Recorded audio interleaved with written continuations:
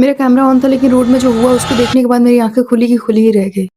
अब देखो भले ही जिम में फुटी कौड़ी ना हो लेकिन नवाबी करने के लिए मैं मॉल जा रही हूँ और वैसे भी ऐसे वैसे मॉल नहीं जा रही हूँ मैं। लोग 7 समुंदर पार करके अपनी महबूबा से मिलने चले जाते थे, मुझे तो एक रिवर ही पार करना है। वैसे ये रिवर झारखंड और वेस्ट बंगाल को जोड़ती है तो आपको पता चल ही गया होगा कि मैं झारखंड से वेस्ट बंगाल जा रही हूँ। देखो फ्लेक्स करने की बात नहीं है, हमारा घर बॉर्डर पे ही है। और अगर आपको इस रिवर का नाम पता है तो कमेंट में बताना, मैं भी तो देखूँ कि आपकी जनरल नॉलेज कितनी तेज है। अब मेरी जनरल नॉलेज का तो नहीं पता लेकिन मेरी बुद्धि एकदम खराब हो चुकी है। मॉल में घुसते ही मॉल के चकाचौंध को देख के मैं ये भूल ही गई कि मुझे लेना क्या था। मॉल वाले मुझे मार के भगाया ना, इसलिए मैंने पहले ही मॉल वालों को बता दिया कि मैं एक इन्फ्लुएंसर हूँ। अब देखो मैं करने क्या आई थी और कर क्या रही हूँ। मुझे यहाँ के टॉयज बहुत पसंद है क्योंकि मुझे पता है मैं बड़ी हो गई हूँ लेकिन मेरे अंदर का बच्चा आज भी नहीं मरा है। तो प्लीज मेरे अंदर के बच्चे को खुश करने के लिए मुझे येलो वाली लैम्बोर्गिनी दिला दो यार प्लीज।